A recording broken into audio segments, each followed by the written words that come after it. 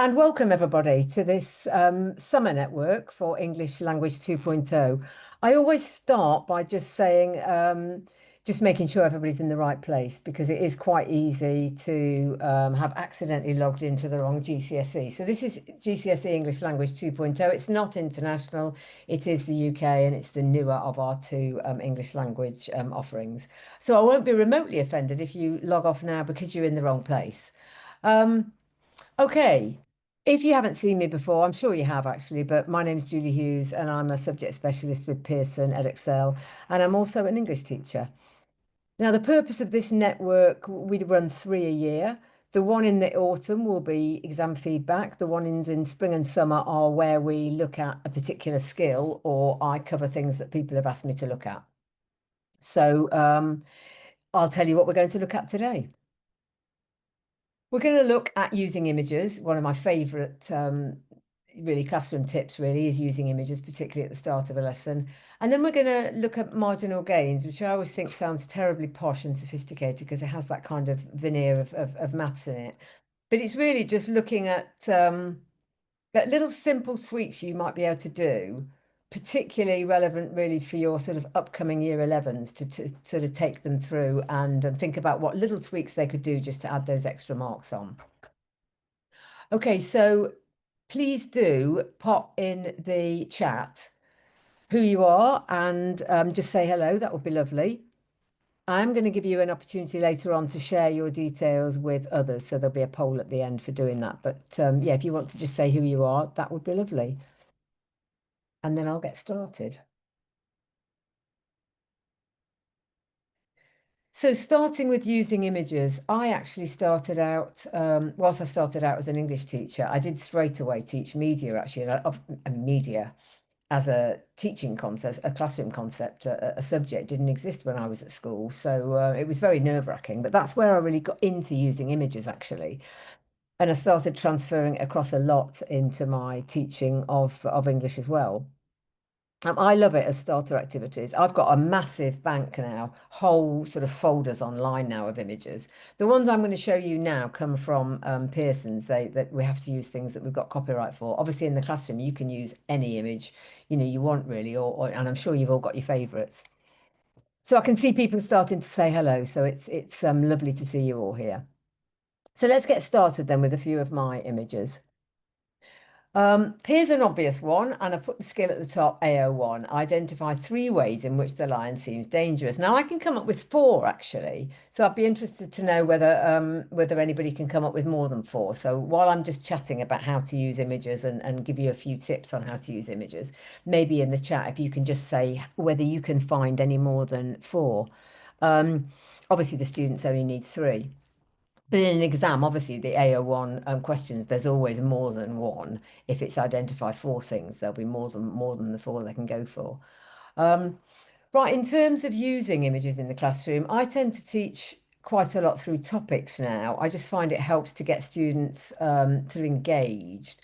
If I pick a topic with quite a broad umbrella title, I mean, I've done identity, I've done adventures, I've done extreme sports over time. And I've done schools as well, which was an interesting one. So during that time, say for 3 or 4 weeks, all the material I use will be related in some way, however loosely, to that topic. But what I also do is I ask students to bring their own material in. And it really helps to do it with the starter slides. So I do a class rota, and I do this all the way down to Key Stage 3 and all the way up to A level, actually, and I make each member of the class has the responsibility for a particular lesson during that term or during that topic, and it's their job to bring the starter slide in. Obviously, you need to see it in advance, and they can set a little question to go with it. I find it's a very straightforward homework actually, and it at least has them, at least once out of the term or half term, actually sort of doing something, worthwhile. And it's harnessing technology, which they seem to find, obviously it's a familiar format for them. So I found it really straightforward, and the students have loved it actually. They love to have their picture up. And what's actually great is you get a bank of new material actually, because you can then extend it into them bringing their own text in as well. But what I found was useful actually, often, particularly when I did the identity topic, it really, and schools, it was really interesting the angle at which they looked at it. So it was very much.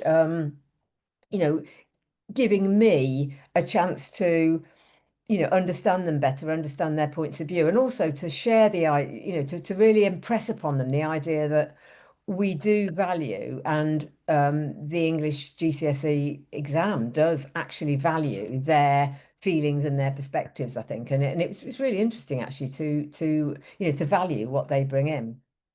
So if anybody's got any thoughts on that, please do, go ahead with this. I haven't been very successful there at getting answers for identify three ways in which the lion seems dangerous. So I've got simple things. Again, students can be very have a tendency, particularly those working at the top end, to make these questions more complicated than they need to be. And here I've just got things like the lion's running, it's staring. Oh, Josephine's got speed, agility coming from behind, front vision. Yeah, powerful.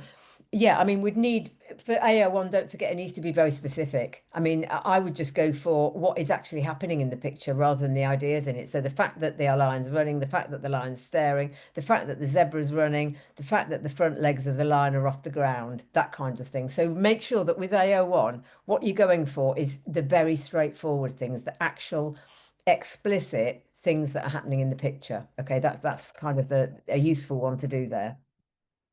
Okay, so that's AO1 identify and retrieve. If we move on to using pictures for AO1 synthesis, here we've got both these pictures show animals meeting. Again, we need to be very, very straightforward here in what three separate ways are they similar. So I've got things like both pictures have a big and a small animal. Both pictures have different breeds or of animal. In both, the animals are outside, and in both, the animals are wary of each other. So again, I think it's a really good opportunity with images to use them as a way of showing to students that they shouldn't ignore the obvious. And these questions are meant to be done quickly, and they're about being precise and specific with their evidence. Okay, so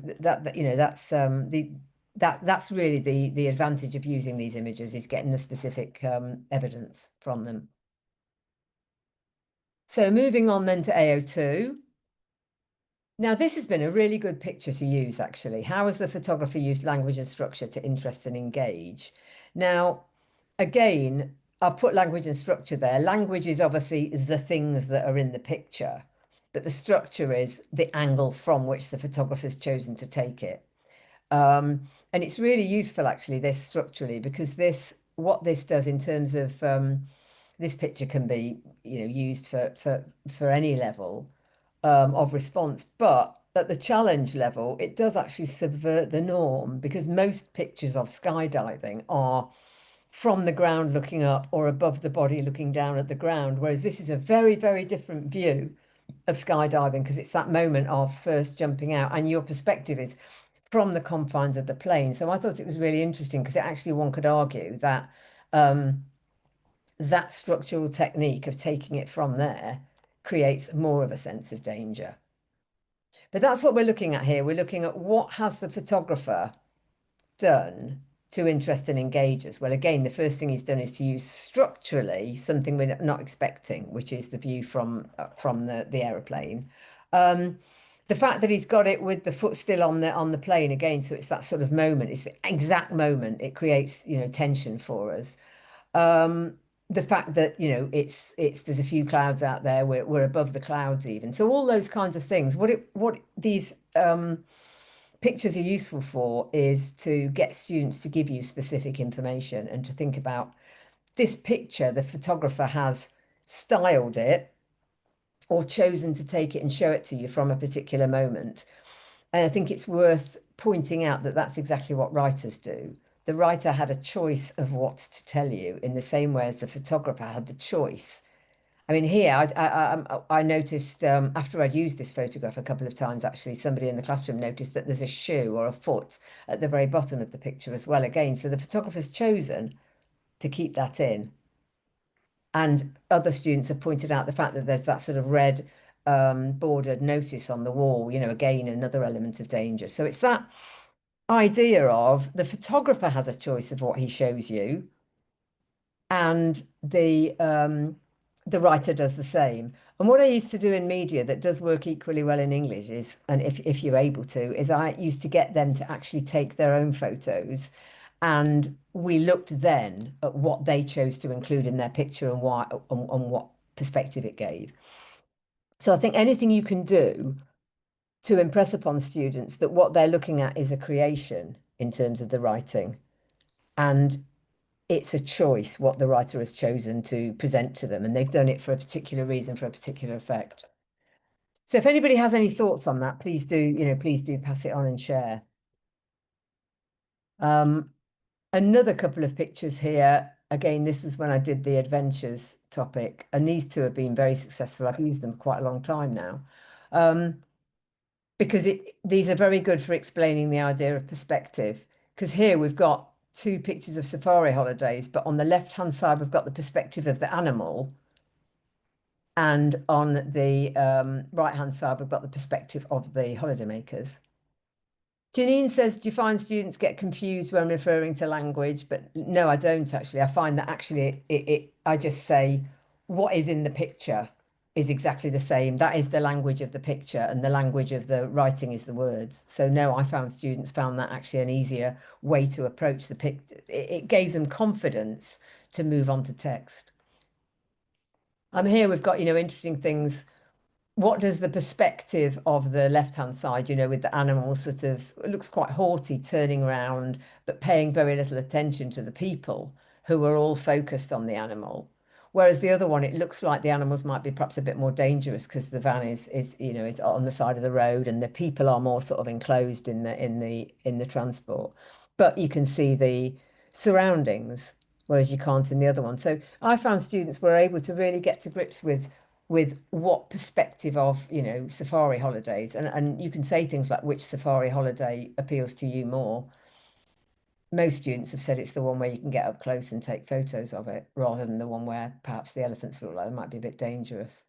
So again, anything you can do to make sure that they feel really confident about starting their comparison questions with the perspective is useful. And I've done a lot on AO3. There is a skills session that's available online. If you didn't come to the skills session, you haven't seen it, the recording of it is online. It's just an hour of me going through all sorts of tips on how to do AO3. And there's one for AO2 and there's one for AO4. There's AO4 and for writing. Okay, moving on to AO4. This is my favourite picture of the day. I love it. Joe said, where can the recordings be found, please? Hopefully Liz Slade from Pearson is in the background and she'll put the link, but they are on the website. Under, I think they're under teaching and learning resources, but Liz will find that for you. In my view, this picture really highlights how difficult it must be to settle into a new world. So I'm going to let you have a little go at this, actually. It worked well when I did it last week online with another group. How far do you agree with this statement?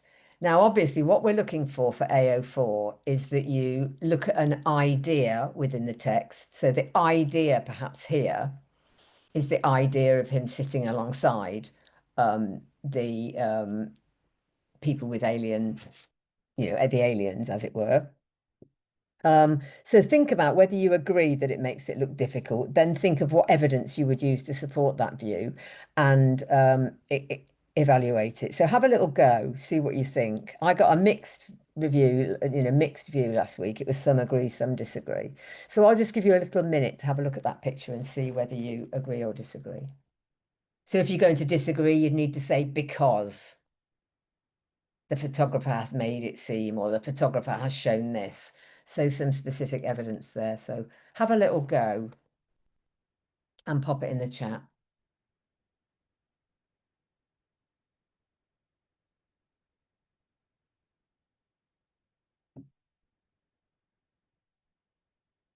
And Liz has put the link in for those skills sessions. This picture's also been very useful for imaginative writing. Right, Josephine's put disagree because the photographer has picked out a variety of very normal human elements, such as reading a book and sitting in a train carriage. That is absolutely a fantastic answer. Thank you. You've given really specific evidence and you've picked a specific idea. So your idea that you've picked is the variety of normal human elements, and you've got very specific evidence of that. Brilliant. So if we could fully evaluate that by saying that the audience for that picture or the readers for that picture would therefore think that you can lead a normal life alongside those people. So excellent. Anybody else? Any other element of it? Joe's put she agrees because it seems that the human cannot breathe freely and therefore would find it difficult to have a snack. I love it. Yeah, I love it. Excellent. Brilliant. Again, we're getting very specific evidence here. Yeah, the helmet makes it seem like you can't breathe. Brilliant. Excellent. You just need to make sure once you've got the agree or disagree that then that they make sure they talk that they evaluate. Zoe, disagree. Evidence is similar. The mannerisms, the hand position. Okay, so you're suggesting what does the hand position suggest? He's comfortable, perhaps. Yeah, excellent, excellent. I think this has got a lot going for it, actually. Okay, Trudy says there seems to be an atmosphere of loneliness. That's brilliant, but you'd need to give me a specific piece of evidence to suggest that. Alien and humans both have the same hand position. Excellent. So there's an element where he's already fitting in. Brilliant. And Norbert's put an answer on there. I'm going to say that you need to have specific evidence. Okay. So they all look outlandish. Again, Emma, absolutely fantastic, but I'd need some, for instance, there. So if you were doing this in the classroom, just make sure that you absolutely ensure that students give a specific piece of evidence. So if they say, oh, they all look outlandish, for example. Joe says, I'm not sure about comfort as he appears to be covering some of his vital organs, stomach, for example. Yes, I like you, for example. Excellent, excellent. So that's brilliant. I think you can get a lot out of this picture and you can move it onto creative writing as well, which is fantastic. You can come up with a lot of those kind of one-line story openings, I think, for this one to do the imaginative writing. And yes, Zoe, students can both agree and disagree. I would say if I was answering this, my opening overview would be that I both agree and disagree because whilst there are some elements of human behaviour, there are also some elements that suggest it's uncomfortable. And then I would move into the main body of my answer and start giving examples. For instance, the body language is the same for all of them. They all have the same hand gestures, which suggests to an audience that it is possible to assimilate quickly. However, that hand gesture could also suggest that he's protecting himself. So again, if you're going for the longer mark question, the question 6 style, agreeing and disagreeing is good because you can agree because of this. However, some people might think. So again, that some people might think. Janine says they don't seem to be shocked, affected, bothered by the human sitting amongst them. And so he must have settled in well. Yes. For instance, one is reading a book. Again, yeah, yeah, which suggests excellent. Yeah. So people looking at that picture might think that it's, yeah, he's settled in quite well. Brilliant. Excellent. Okay. I think that picture's one that you could sort of use and really enjoy and again use for imaginative writing as well. But I used it for identity. In other words, that idea of difference in society. And that was probably the topic over all the years that I've done that got the most creative responses from students actually. And it was really nice. It was quite a group I was really struggling with actually, who were really struggling with English, and they loved the idea of bringing pictures in. They brought some really, really interesting takes on identity. It was really fascinating to see how they took it. Okay, so that's my sort of starter, if you like, on it, images. I'm going to move on to now to marginal gains, and it it might seem that something that's more appropriate to do just before an exam, sort of for last minute revision, but I deliberately saved it till now rather than the spring because I think it's something to think about when you get results in, and then to think about maybe again when you do year 11 mocks. I'm thinking in particular of that last year of students because what I remember when I first started teaching, and I was teaching Frankenstein actually, it was for literature, and I would pulling my hair out with a class. I just couldn't get them to get beyond basic levels of inference. They were struggling. And I remember my mentor saying, you keep going over and over it. Perhaps they've reached their capacity on that skill. Maybe you could add something to something else. And I thought, oh, I hadn't thought of that. Maybe I could actually look at their contextual links and see if they could add something on that. So it was that idea. I was going over and over and over something that just wasn't improving, rather than going for a very small but significant enough gain on something else. So that's what I'm talking about here. And I think in particular, some students who do struggle with the inferential side of English, um, and they do struggle with the AO2 language analysis. There are sometimes other little things that can take them over the edge. And I think sometimes it's worth in year 11 thinking about those rather than going over and over things that seem big, but they perhaps don't find it as easy to improve at. So hopefully I've made that sort of clear. I'm going to go through it in skills order, and I'm going to start with AO1. And I think this is really interesting, actually, in terms of the importance of it. I've put count the short. AO1 is actually surprisingly 10% of overall marks, which I think is worth thinking about. And I don't think students see it that way. Um, they see them as quick questions at the beginning and as the 6 marker. But actually, 10% of the marks is just AO1, which is very achievable. But out of that, what's interesting is that the identify and retrieve part of it is 6.25% of the total marks. And if you compare that to the mountain that they make of comparison is 10%, but actually the identify for, find two, show one way type of questions that are intended to be accessible at the start of every single approach to a new text, that is 10 marks. So it is worth looking at how they approach them. Now, this might seem an odd one to start, odd area to start with in terms of marginal gains, because you might be thinking, well, students get those marks anyway. But what I found was interesting a couple of years ago when I had a very high achieving class for a term, and they weren't getting the number of marks they needed overall, and it was because they were wasting time on AO1, actually.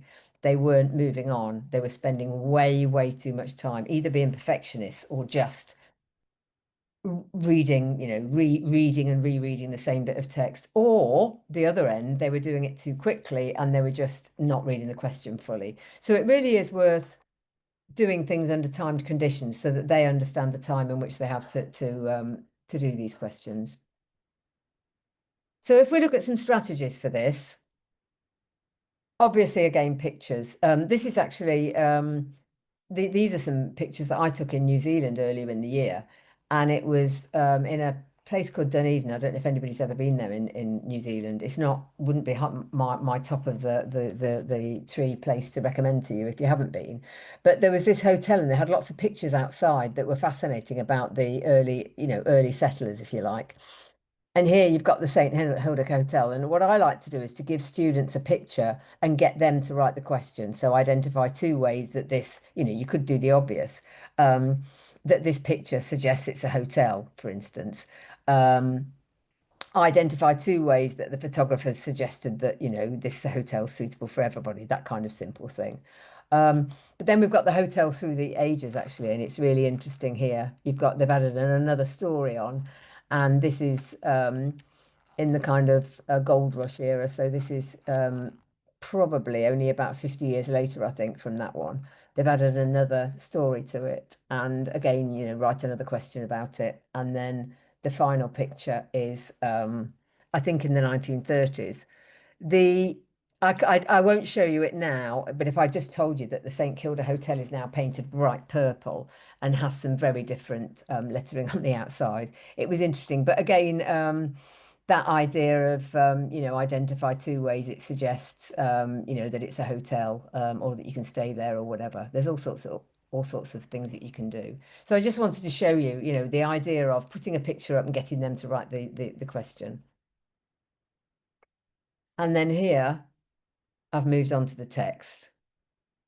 So I took a little picture of their spiel outside.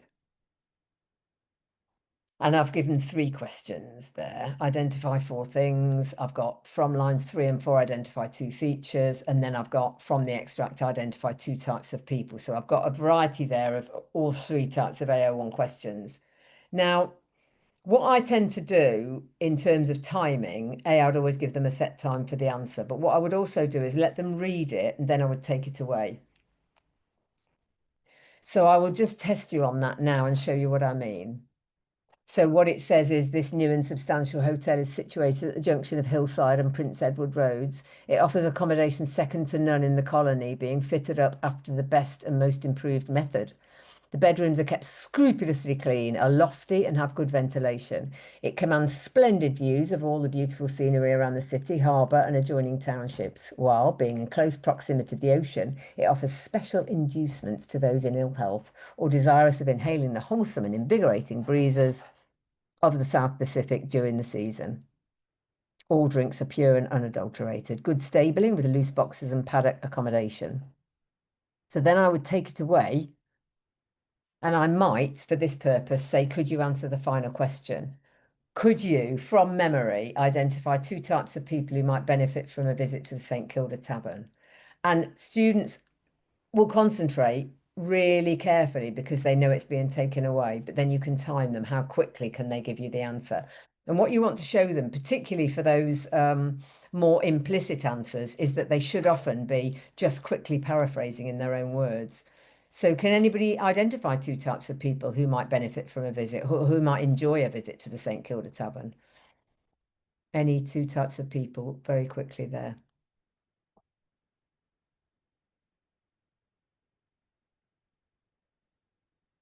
Those in ill health, excellent. Yeah. Any other ones? Yeah, those who want to enjoy fine views.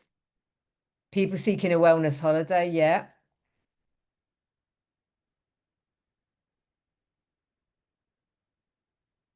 Couples on honeymoon, the elderly. Excellent.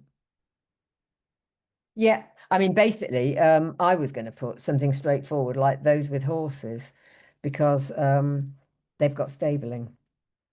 Okay, so those kinds of things. I can't um, stress enough how valuable I found it to take the text away because students were spending so long finding exact quotations and often, particularly for the implicit question on AO1, it's easier to do it as a paraphrase. So with AO1, marginal gains, to sum up, time them and make sure they know what that period of time feels like because they often won't have looked at the clock. They need to feel it's time to move on if they can't get it, and they need to have the courage to do that. And they need to understand they can answer in paraphrases. Okay, AO2 then. Um, the most important thing, I think, again, in terms of marginal gains, is the references they use. If they make a poor choice of reference, and it goes for all the reading questions actually, they'll have a poor answer. So, in other words, if they choose a phrase or a word just because it's a feature, rather than because it meets the question or because it's interesting or because it's the best one, then they won't necessarily come up with the right answer. And they perhaps, if they've chosen it because it's a feature, they won't even explain it. They will just give the definition of the feature. And every year the examiner does talk about some students still feature spotting. So I found it very useful actually. And these are the questions I asked of my class. And it was a top set. And they were fascinated by that first one. Am I driven by what is appropriate or am I feature spotting? And they'd never thought about it before. They thought that they were going to get high marks because they were picking things that they thought were very sophisticated. Regardless of whether they could actually explain it, they thought, oh, well, I can pick it. I've picked an asyndetic list or I've picked juxtaposition. But I said to them, it isn't that that matters really, as much as your explanation of that. Okay. So picking things that are appropriate to the question. Um, am I embedding my quotations? Again, we don't ever need, as the third one says, more than 4 words, and often just the word will count. And I can't stress enough that a massive marginal gain at the beginning of year 11 will be to make sure our students can embed their quotations because that will focus them on the word and they won't waste time. And then that other one in italics there, do I need a quotation? Is this AO4? Can I just paraphrase? Um, then moving into the kind of challenge areas, is it the best reference? remember that the top level of the mark scheme will be the degree to which they have been discriminating about their references. Am I using a variety, or am I just fixated on similes and metaphors, or am I just fixated on features I can name? And then the final one, obviously, these kind of ramp up in terms of challenge. Am I being discriminating? Do I need to write about every single one? Often you find every year that students will bypass a whole paragraph of text because they want to write about a simile. Um, and it might not be the best word to write about. So again, I would say here, if you make the poor choice of the reference you pick rather than the appropriate choice, which is level 3 and above or the midway and above, then you're likely to do a poor answer. So everything with reading comes from what they choose to write about. And if they choose something because it's interesting and engaging or because it meets the question, they are more likely to be able to explain it sensibly. So my technique for this is juicy word crunch, and I've shared this with you, I'm sure, in previous webinars.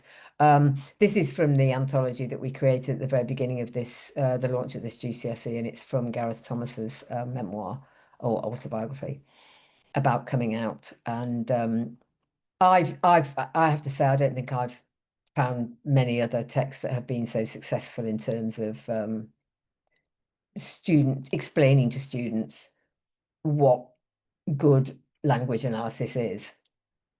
And this small paragraph works for language and structure as well.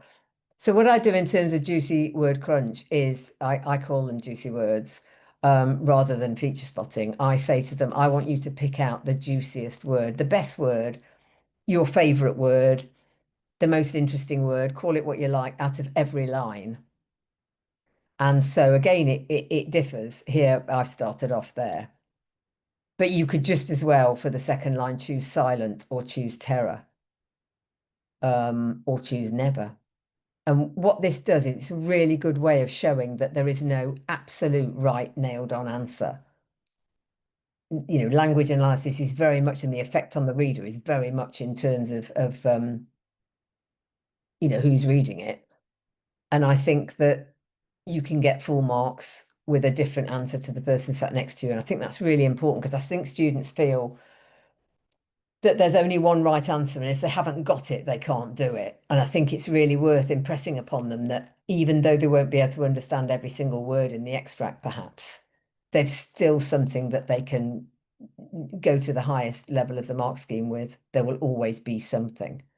So again, I found this really useful. And what I then do is when we've got all that, and I might do it with a focus, I might say, could you pick the juiciest word out of each line that suggests he's frightened, or that shows that suggests homophobia, or that shows society's view about him, or suggests his guilt or whatever. So you might give them a focus. And then what I do is we do a filter. I say, right, well, I might narrow those down to the top 5. And what's great about that is even though they would then have to discuss and argue. So for instance, out of fear, rejection, and superglue, if you only had to pick one, which one would you pick and why? I would probably pick superglue because I think that just absolutely sums up the fact that this feeling will never ever leave him. And like he starts, that's the whole crux of the paragraph really, is that even today, it's never left him. It's super glue. It's there forever. It's welded to him. It's part of him, if you like. It has become part of him. So again, the more that you can get students to, and again, think about it, oracy is thankfully coming back to, to being a central part of the teaching of English. And I think activities like this enable us to foreground it and to value what students have to say, rather than them feeling they're in a straitjacket of a formula of how to write it up. This is kind of low stakes, low threat. You can also always think with each text how to make structure again a marginal gain. If students are struggling at the beginning of year 11 with how to write about sentences and they're feeling they've got a checklist of things they have to write about for structure, it's better just to go back to basics and say, actually, there's always something to say about the beginning and end. And if that's all you can do and you can explain it and analyze it, then that's enough. That's enough about structure. It may be the only thing you need to say. And I think that gets forgotten in a feeling. Again, what I'm trying to get to with this marginal gain here is giving students that freedom and that confidence not to feel as if there's a massive list of things they have to do. It's about what they think is worth writing about. Any thoughts on that, please, add to it. What do you do for AO2? Any thoughts there? Any questions? Please do add to it as I go along. Otherwise, I will move on to AO3. But I think the thing with AO2 is I do find that some students, by the time they get into year 11, are either so frightened of language analysis or they've reached the point at which they feel just comfortable with it. And then I think it's into the little tweaks. It's things like, could they embed their quotations to make sure they actually analyze at word level? And could they start using phrases like this suggests, or this has the effect of, or this has connotations of? But I think probably my main bit of advice for AO2 would be embedding so that they are focused on a small part of the language that they can then actually analyze. Any thoughts on that, please? Would be lovely. Otherwise, I'll move on to AO3. And Liz has already shared the link to my skills session on this. It still is the area across every single exam board that is most often left blank. And I think it's worth, in that case, keeping it in perspective, because as I've already said, it is worth the same as AO1. It isn't that scary mountain.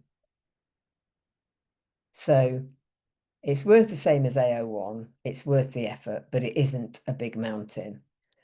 And I think that would be my marginal gain on it. I think if your students are frightened of, and it probably is the area going into year 11 where they overall on average are, if you look at your whole class, are probably weakest on. It's never the strongest area across the whole with the answers that we get. So it is worth, having a little look at whether you can tweak it a little bit. And I think it's about giving confidence. So I always say don't start at the peak of the mountain. And as I always say, it's about when I started to run, I didn't start at level 5 running for 30 minutes. I started at level 1 and ran for 1 minute and thought I was a hero. I now run 3 times a week and I'm going to do a half marathon, but I didn't start that way 10 years ago. And I don't think we should expect students to work that way either. It's often easier for students who are leaving it blank or who just are frightened of it to say, look, let's have a look and see if we can get 3. Oh, look, let's get 4 marks. If we can get into level 2, we've got a chance of getting into level 3. But maybe it's worth, if they're frightened of it or they're not doing well, they're not getting the marks they need, actually going back and looking at what gets their level 2 and how to secure 6 marks and then how to add to that and get into level 3. I haven't had any comments for a while, so I do hope this is making sense. Do please put something in the chat because I always start to panic here. I'm actually away on a centre visit tomorrow, so I'm actually not at home today. I'm in a hotel, so I always have this worry that they've chopped off my Wi-Fi and you're all sat there listening to total silence. So please do let me know what you think. Oh, good, you're still here. In terms of minimal effort, this is worth remembering because this is just one paragraph and it is about I think it's the 2023 exam. It's got very long quotations. In both texts, each boy wants the best for their teammates. You can see this in text 1. And going back to my idea about embedding, there's 5 lines there nearly of quotation. But we have got some inference which shows to the reader that he's willing to do more for his teammates when they really need his help. And then we go on to text 2. In text 2, Billy says, you should have been moving, lad, you would have caught it then, which shows to the reader that Billy would try and help and support his teammates. So what's good about this is they've taken the sensible approach and they've looked at both texts so that they'll hit that first bullet point, which is the idea of a comparison. So there's an obvious comparison there. there's a comment on it, and there's a reference from each of the texts. So in terms of what's good there in the mark scheme, we're into five. If I skip back to the mark scheme there, it's an obvious comparison. There's a comment which suggests, and the selection of references across both texts is valid. It's not developed, and in fact, it's too long, but it's just enough. There's a reference with each. Okay. So if we go back to that, that scored five. And if you think about it, if you say to students, how could we make sure we get six here? Well, perhaps we could have made our references a little bit more specific.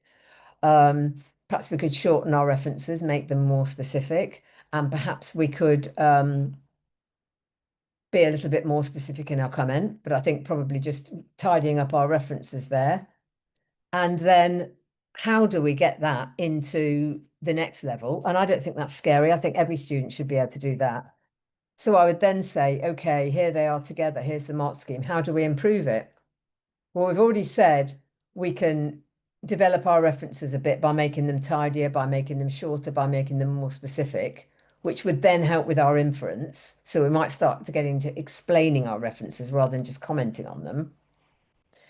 And that might secure us the 6 marks. Then to get into level 3, we need a range of comparisons. So we need another paragraph we need another paragraph with another decent comparison point in there. So is there another point of intersection with those two texts, another point at which both those two texts meet? Perhaps they are both about intense competition. Perhaps they're both mentioning injury. Perhaps they're both mentioning how it feels to win.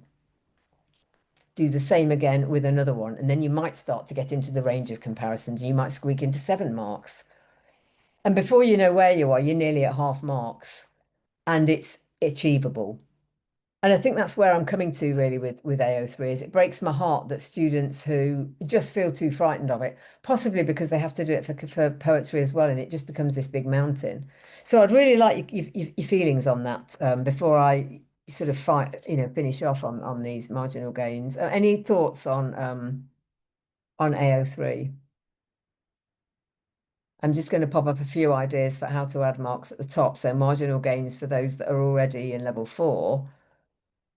It would be narrowing down your to key ideas, not a loose, baggy answer covering every single difference or similarity, but actually going for the absolute key things. Maybe with those two football texts, the key thing that they share is they're both about competition.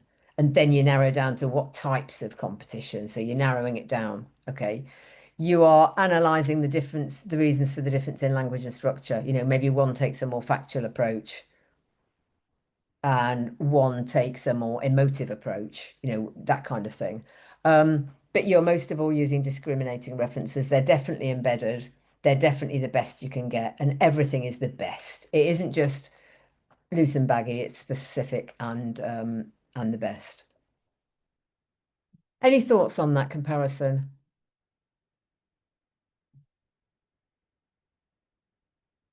I'm going to move on to AO4 if not.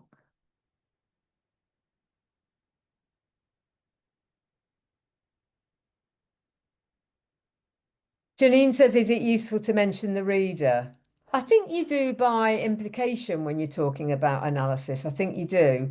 And I do think if I just switch back to that, the question is about ideas and perspectives. So I think certainly one thing I would say at the top end is, well, at any end, always start with the difference in the similarity or difference in perspective. Nail perspective is definitely, you're not going to get into level 5 unless you can talk about the difference in perspective or the similarities. And I think then, that is the idea of the perspective in terms of how readers are supposed to feel. I think at the top end, the reader and the effect on the reader will be sort of implicit. Oh, Emma, I like the idea of text intersecting. Yeah. I always say you can't write about a difference until you've got a similarity first. If you start with differences, where do you find the other text? The other text has run away from you, like that zebra in the early picture. Start with the points at which they meet. And yes, Janine says Venn diagrams. Oh, you're singing my song, Janine. Venn diagrams are in my skills session. And they are what I use for comparison. And I just have 3 points where the texts meet. One is perspective, second idea, third idea. So you, at the very least, do 3 paragraphs, and your differences come from the different way that the same idea is presented. Perhaps they're both about injury, but one suggests the injuries are, caused by violent play, whereas another one suggests the injuries are just through intense competition. One presents the injuries in a really, with really violent verbs. The other one presents the injuries with more emotive language or more factual language. So again, it's that find a similarity and move away into differences and do that in each paragraph, but all start every one of your paragraphs with both. And then comparison becomes doable. And I think going back to that other one, that's what that one does well. That's why he gets, or he or she gets 5. It's very straightforward, it's very achievable, that, but they've started with a good point. Here's the point of intersection. Here's how it's presented here. Here's how it's presented there. And it's a lovely one, that to show how it can be done even to get 5 marks. Okay, so that's AO3. AO4. Um, I think the thing I'd just like to say on AO4, really, the 6 marker, is why write a book? And that's my marginal gain, really. Get there quickly. So activities to do that, the most useful one I found was what I had to do when I did my O-level years ago, and that was write a précis. Here's a 100-word answer. How can you make it into 50? Remember that for the 6 mark question, we don't do and also, we just want concision. We want nail it. Find your idea, explain your idea, evaluate your idea. That's it. Just do it. And then the other one, the 12 mark, build on your 6 mark approach. One thing that's interesting there is if you look halfway at the mark scheme, I've had people say to me, well, how can they get 6 marks for that? It's the same as the amount that they've written for questions 2 and 5. And I say, yes, but it's only half the marks.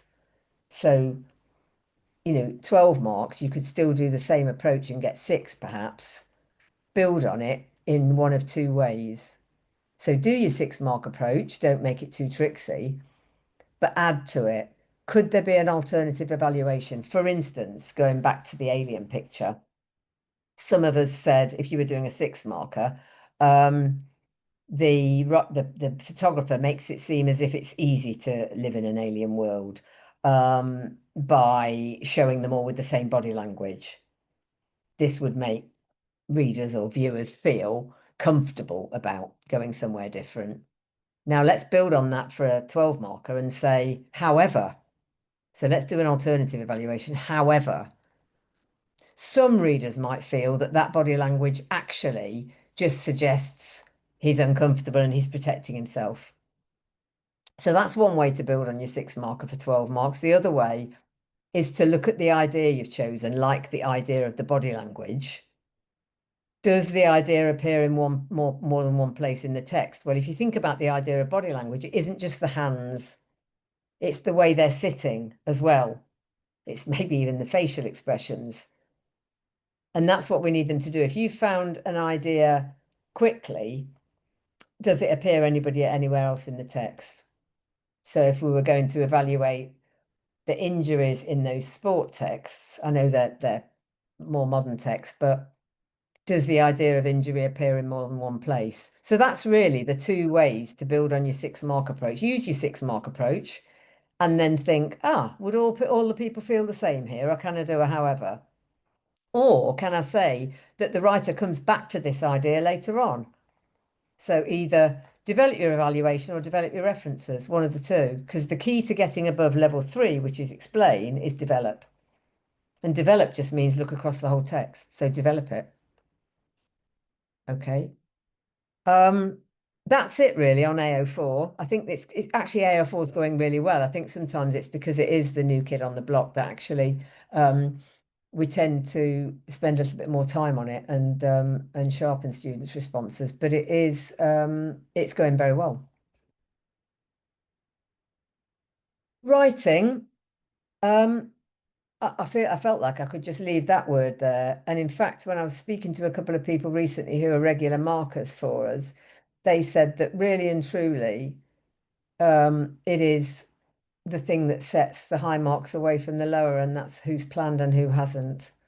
Um, and that's really all there is to it. And it goes the same for transactional as imaginative. So I'm just going to say, if you're doing transactional, what do your audience need to know and what do they already know? And again, I've done the skills section on writing, but what I would say is the key to transactional writing in terms of adding those marks on is the audience. In other words, don't just do a generic response. The question about how to stay safe online was a classic because students either dumped everything they knew about the internet or they just wrote, change your password and don't share any sensitive information. Well, are you speaking to an audience on a saga cruise, or are you speaking to year sixes, or are you speaking to 16-year-olds? Because they all need different things. They already know 16-year-olds are dead tech savvy. So don't tell them about changing passwords. They know that already. They need to know something more advanced, or they need to know why they shouldn't share sensitive information. What is sensitive information? So again, really think about your audience is the key to transactional writing. And it's probably the most important thing, actually. Write for a real audience. And imaginative writing, again, simple three-part structure. Every time the examiner's report says the best are those that have a simple beginning, middle, and end. And they just have two characters and one main event. Strangely enough, most of the really good top answers don't have zombies and lots of killing in. Um, I know that might disappoint you, but usually they are quite straightforward. They often take one event, and often it is just one character actually, and they're the best. They're tight, they're structured. It doesn't have to be long, and I personally avoid dialogue because I find students do it really badly, and it just becomes something, a backwards and forwards in the middle, which breaks the story. Engage from the start. Again, I want to read on. Um, and I think it's a good way to test that out is to get students to evaluate each other's work as an evaluation activity. And, right, we've all tried to create tension. How successfully has tension been created? And that way it isn't peer assessment where they're worried about what their friend will think. It is a genuine evaluation activity where they can think, well, tension was created here because of this, which was successful. However, it lost it here because of that kind of thing. And I found that very useful. So that was something a school I was at about 4 or 5 years ago started teaching the whole of evaluation through students' own work. In other words, they wrote first and then evaluated it. And it had massive dividends because it meant that they were improving their writing at the same time as improving their reading. And they approached it, it was much more real to them as a task. They were like, oh, I get what evaluation is now. I totally get it. So that's that. I'm going to put this next slide up and I'm going to also launch a poll. Um, I hope that's been helpful. I'd really like your comments actually, and I'd really like your ideas on what you'd like me to cover next spring and summer. Seems a long time away, doesn't it? In the autumn, I'll be doing exam feedback, and if you want to log on to wherever it was that you booked today, whether it was the Pearson Academy or whether it was on our website through the regular channels, that the autumn event is already open. I'd like to launch a poll now. If you want to network with others, we can't share your email addresses, but what we can do is to circulate the results of this poll that I'm going to launch now. Oh, it's been launched for me. So if you would like to make contact with other centres, please share your name and email address. And I don't know if Liz is going to do it or Pam when she's back. She's not here today. We'll share that as an email. So you'll get the names and email addresses, and it's entirely up to you who you contact and how far you take it. So if you want to do that now, that's brilliant. And we will circulate that tomorrow. Otherwise, I'm going to zip through some support slides, and because I'm conscious that I'm running out of time. And please do put your comments in the chat. I'd love to hear any thoughts you've had about what I've shared today. Um, Pam usually talks through these, but these are all these links are on the resources that you get today. I don't know if Liz wants to talk a little bit about this. Do you, Liz? Yes, I can do. Sorry, I'm here. Yes, thank you, Julie. Um, so we've launched our Let's Talk English campaign where we're looking ahead to the future of English. So we'd love to hear from as many of you as possible. So if you'd like to have a look at the discussions that we're having, that we've had, and also have your say, we'd love you to join our campaign and keep up to date with all of our news and other webinars and things. So please do sign up. What's the next one, Julie? Oh, the next one is just the resources. You know, here Oh, there we've you got go. Yep. revision guide and workbook, which I'm sure most of you have already got. That's been out a while now. I like to zip onto this one actually, Liz. I Yep. can't think why. The student workbook, um, which I wrote and which is proving really useful. It's intended to be, take them through the skill in very logical order, and it'd be very useful if you had new teachers because it breaks every skill down, and each page in it is a little mini worksheet of its own. If you buy it, you get a QR code for the texts and you can have them read to you. And also, I made a real effort, obviously, at the forefront of all that we do now in English at Pearson's is about diversity. And so I was very, very anxious to get, some new, different texts from a diverse range of writers. So there's a lot in there. Um, there's the mock service. I'm not an expert on it, but if you want to know more, there's a link on the PowerPoint that you'll get and you can take, go straight through. I think a lot of you have already used that service, I know. Likewise, Results Plus, which actually works really well with the marginal gains things I've looked at today. It does create all your data if you use our mocks exams that you can load your mocks up on there. And it's really useful going through it because I often find that it's really revelatory in terms of where my students are often weaker in areas that I thought were going well, or there's little tweaks I can do that I hadn't thought of. Janine says, are there any lesson resources that make use of the images used in this session? Absolutely. Not the settling into a new world might be one I've kind of resurrected, if you like, but there are whole schemes of work on two topics for reading. One is identity, one is adventures, and they are all available on the website, and they've got PowerPoints and a whole scheme of work written out to tell you how to use them, and they're full of images. Okay. So that's there. Um, Subject advisor, again, if you can't find anything as a result of today, or something occurs to you afterwards, or you're stuck on an admin issue, book an appointment with Claire. She's your first point of call, always. And unless you've got anything to add, there's the Professional Development Academy. So do please sign up for the event for the exams feedback. Give us feedback. You'll get an email afterwards. Is there anything you want to add, Liz, there? I don't think so. Thank you very much, Julie. Thank you for a fantastic session, and thank you all very much for coming. It's great to see lots of you here. Thank you. Yes, thank you. As I say, I hope to see you all. I'll end with the Pearson, but I do hope to see you all in the autumn term at the next event. I do hope you can have a lovely summer holiday. I hope you're going somewhere fantastic or doing somewhere fantastic and that you can completely switch off. But obviously I wish you very good luck with the results, and we will be back here. Obviously throughout the summer, results day in particular, we're here. Your first port of call, always Claire, and then she can put you in touch with Liz if need be, or with myself. Otherwise, do enjoy the lovely weather. And thank you.